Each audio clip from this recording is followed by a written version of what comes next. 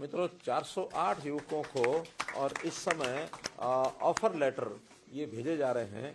और जैसे हमको पता है कि HKRN में हम लगातार इस प्रकार का प्रयास करके और युवकों को घर बैठे उनको ऑफर लेटर मिलता है। केवल एक डाटा बैंक हमारे पास है, उस डाटा बैंक में उनकी जो क्वालिफिकेशन है और उनका जो एक्सपीरियंस है या अन्य जो शर्तें इसमें हैं वो लेकर के उनको एक रैंकिंग दी जाती है। उस रैंकिंग के आधार पर हायर द रैंक सूनर ही will get the offer letter, लेकिन उसकी क्वालिफिकेशन रिक्वायर्ड है वो होनी चाहिए। तो आज जो 408 किए जा रहे हैं इसमें लेवल 2 और लेवल 3 इसके किए जा रहे हैं। लेवल 1 अभी नहीं किया है। लेवल 1 का इनके होने के बाद जो ये ज्वाइन करेंगे, अगर मान लो इनमें से ये ज्वाइन नहीं करते हैं और हमारे पास इस प्रकार के लोग नहीं है तो फिर बची हुई जो जगह है वो लेवल 3 वालों को भी हम देंगे। लेवल 3 लगभग 2800 हमारे पास इंडेंट्स हैं, जिसको अगले किसी भी चरण में 2800 लोगों को वहां भी देंगे। तो इस प्रकार से ये जो शिक्षा, अनुभव या उसकी इनकम, फैमिली इनकम, उन सब के आधार के ऊपर उसकी रैंकिंग की जाती है और इस रैंकिंग के आधार पर ये किया जाता है। तो आज इसके हमारी अथॉरिटी है, वो अथॉरिटी बैठ करके सारे क्राइटेरिया को तय करती है। जब कभी क्राइटेरिया चेंज करने की भी आवश्यकता होती है तो अथॉरिटी सक्षम है, वो क्राइटेरिया चेंज करती है। लेकिन शर्त ये है कि किसी भी समय क्राइटेरिया चेंज करके नेक्स्ट डे से उसकी नहीं कर सकते उसकी डिप्लॉयमेंट। जो अथॉरिटी चेंज करेगी उसको पब्लिक किया जाएगा और उसके 3 महीने बाद उस चेंज्ड कंडीशंस के आधार के ऊपर भर्ती होगी, ताकि किसी को यह ना लगे कि किसी को अचानक लाभ देने के लिए और ये किया गया है। उसके बाद भी 3 महीने तक पुरानी शर्तों पर ही चलेगी। तो ऐसा एक ट्रांसपेरेंट सिस्टम ये बनाया गया है।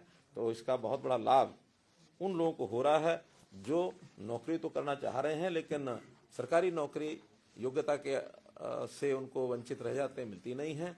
हाँ, इस बीच में बहुत ऐसे लोग हमारे ध्यान में आए हैं कि जो शुरू में HKRN में लगते हैं, बाद में जैसे ही उनकी अपॉइंटमेंट रेगुलर नौकरी में होती है तो इसको छोड़ते हैं या कहीं और अच्छे अवसर मिलते हैं तो बहुत जल्दी छोड़ते हैं। इसमें हमारा मोटो ये है, sooner you come sooner you go, क्योंकि ये पक्की नौकरी नहीं है, ये आउटसोर्सिंग की है, कच्ची है। पक्के लोग लगने के बाद इनको बाहर होना पड़ता है, इसलिए इट्स नॉट एश्योरेंस कि भी लगातार उनको ये मिलती रहेगी। जब तक और नहीं कोई आता है, उनकी रैंकिंग हायर रहती है, तब तक ये उसमें लगे रहेंगे। तो इस प्रकार का एक ये भी इनको सब प्रकार की सुविधाएं भी दी जाती हैं, EPF, ESI, labour welfare fund की वो सब सुविधाएं। और इनको इनका जो पैसा है वेतन वो सीधा बैंक में जाता है। जो पहले ये था ना, ठेकेदार ने ले लिया, ठेकेदार ने लिया तो कितना दिया, कितने पैसे काट लिए, और बहुत प्रकार की समस्याएं झेलनी पड़ती थी। हमने ठेकेदारी प्रथा को खत्म करने के लिए एक यूनिक एक सिस्टम बनाया है। और यहाँ तक बन गया है अभी ये कि अभी जो विदेश में हम लोगों ने जो चयन कराया, खास करके इजराइल की जो चर्चा होती थी, तो हमारे HKRN के माध्यम से फॉरेन कोऑपरेशन डिपार्टमेंट ने जो काम किया उसको उन्होंने पसंद किया। और बाकी प्रदेशों के जो लोग आए हैं, जो वहाँ के वो जो क्या पार्टनर होते हैं, ट्रेनिंग पार्टनर, उनके माध्यम से आए तो बहुत सी शिकायतें उनको मिल गई कि पैसे लेकर के वो भेज रहे हैं। उन्होंने सबको रिजेक्ट कर दिया और केवल 250 लोग अभी हरियाणा के लगभग 250 हैं जो सिलेक्ट होकर के ट्रेनिंग लेकर के जाएंगे। अब हमारे मेथड को ही वो प्रेफर कर रहे हैं। हो सकता है बाकी प्रदेश भी इसी हिसाब से और आगे बढ़ेंगे, क्योंकि ट्रांसपेरेंट तरीका ये है। इसके अंदर सालाना 10 आकस्मिक अवकाश और 10 मेडिकल अवकाश ये भी उनको दिए जाते हैं।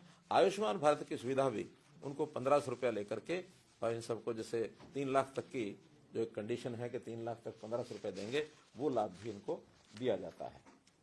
मैं मुख्यमंत्री से अनुरोध करूंगा कि माताओं को, बहनों को जिनकी आवश्यकताएं हैं और वो उसमें डिटेल है, उनको कितना 5000 रुपया, 5000 रुपया महीना, ये उनको एक मुश्त 5000 रुपया। तो ऐसी एक मुश्त 5000 रुपये की सहायता ऐसी महिलाओं को जिनकी जो इसमें पात्र होंगी, उसमें 10-12 कंडीशंस हैं। खास करके मान के चलें जो आवश्यकता जरूरतमंद महिलाएं हैं और उनकी जो यानी डिलीवरी के समय या गर्भवती होती हैं उस समय। और ये 16 मार्च 2023 को अधिसूचित भी कर दी गई है। आज तो केवल एक पोर्टल लॉन्च किया है कि उस पोर्टल पर वो अपना रजिस्ट्रेशन करा के पैसे की क्लेम कर सकते हैं। इतना ही है। हरियाणा नगर पालिका शहरी निर्मित प्लान सुधार।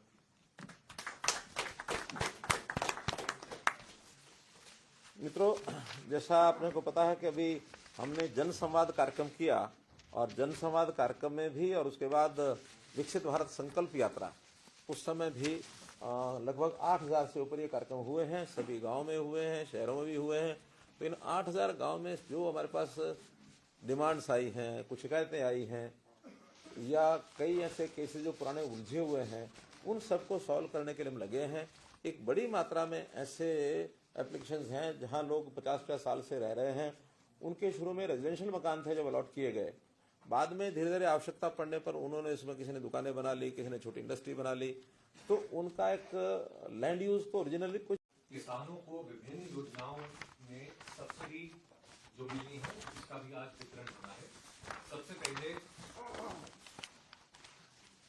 भावांतर भरपाई योजना के तहत बाजरा के लिए 177.84 करोड़ रुपए,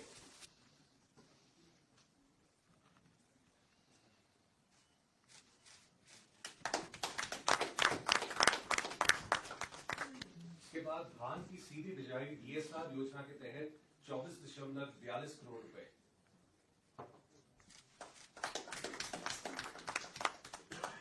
मेरा पानी मेरी विरासत योजना के तहत 25.10 करोड़ रुपए,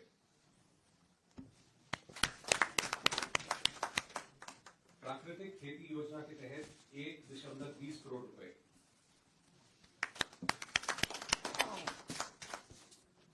promotion of agriculture mechanisation for in situ management of crop residue योजना के तहत 237 करोड़ रुपए,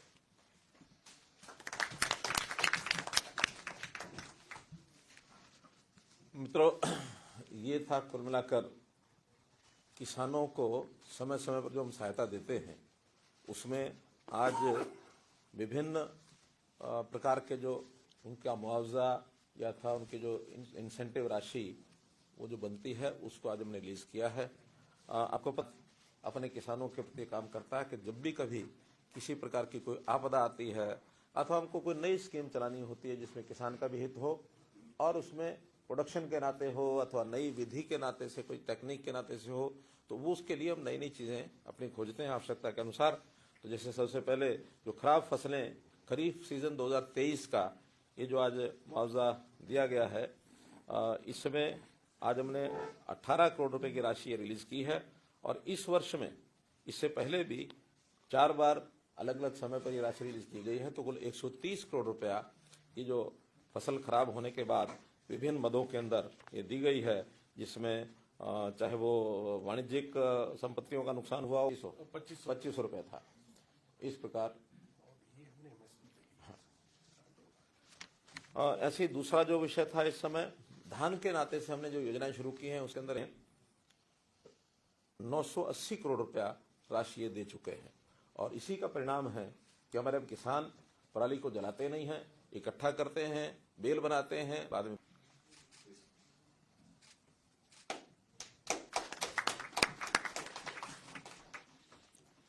नहीं। हाँ, तो मित्रों, इस विषय में आपको मैं जानकारी देना चाहूंगा कि हमने जहां सरकारी नौकरियों का अपना सिस्टम शुरू किया हुआ है, वो भी मैंने घोषणा पीछे की थी। और एक घोषणा नई जो की थी अभी पिछले शायद 26 जनवरी को ही, कि 60,000 ऐसे लोगों को हम अतिरिक्त काम में लगाएंगे, जिसमें उनका व्यक्तिगत काम भी हो सकता है, उनकी कोई ठेकेदारी में कोई इस प्रकार की योजना बनने वो बन सकते हैं। तो उसी के अंतर्गत एक विषय शुरू किया गया जो हमारी आवश्यकता भी है कि विकास के कार्यों में, खास करके ग्रामीण क्षेत्र में जो छोटे काम होते हैं, उन छोटे कामों में हमने उस पर पोर्टल के ऊपर जो टेंडरिंग ये शुरू की थी। तो ठेकेदार उसमें कम आ रहे हैं, ये हमारे ध्यान में आया। तो ठेकेदारों की ट्रेनिंग ये हमने शुरू कराई है और 10,000 युवाओं को 3 महीने की एक ट्रेनिंग, उसमें भी सीईटी का एग्जाम उसने दिया हो, क्योंकि सभी लोग सीईटी में तो सिलेक्ट नहीं होंगे। जो सिलेक्ट नहीं होंगे उनको एक ऑप्शन दिया जाएगा कि वो अगर ट्रेनिंग लेना चाहें तो ले सकते हैं।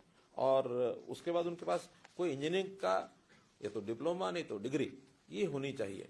और ये लेकर के आते तो 3 महीने की उनको ट्रेनिंग देंगे और उनको एक सर्टिफिकेट देंगे। ऐसे सर्टिफिकेट वाले जो व्यक्ति हैं 25 लाख रुपए तक का काम लेने का वो एक प्रकार से योग्य हो जाएगा, एलिजिबल हो जाएगा। वो 25 लाख का पहला काम बिना किसी प्रायर एक्सपीरियंस के वो ले सकता है।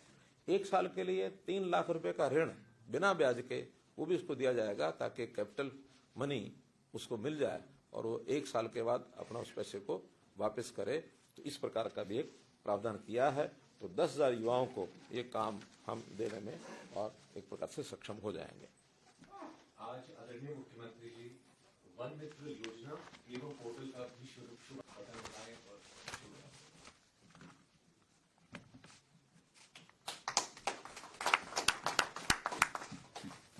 और मित्रों, ये भी मिशन 60,000 का ही एक भाग है और इस मिशन 60,000 में एक योजना ऐसी बनाई गई है कि हमारे यहाँ फॉरेस्ट डिपार्टमेंट में ये तो क्लेम होता ही है कि हर वर्ष हम पौधे लगाते हैं और पौधे लगाने के बाद वर्षा के समय वो लगाए जाते हैं, लेकिन बाद में जब उनका सर्वाइवल रेट देखा जाता है तो सर्वाइवल रेट बहुत कम मिलता है।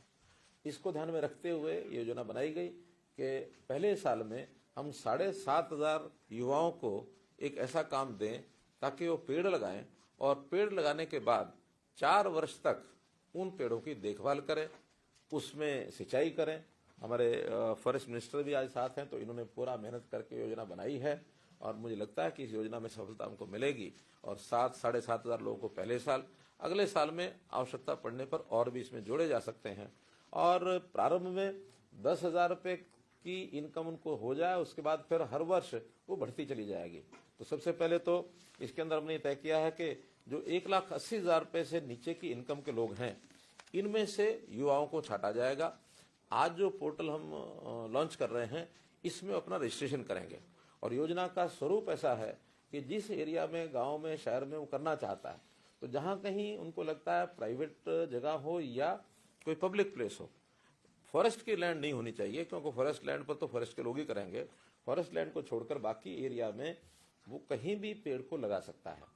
पेड़ को लगाते समय उसको जिस समय लगाने से पहले जब खड्डा खोदेगा और खड्डे का एक जीपीएस के माध्यम से उसकी मॉनिटरिंग हो जाएगी, तो जितने खड्डे खुदाई करेंगे 20 रुपया उस खड्डे की खुदाई का मिलेगा।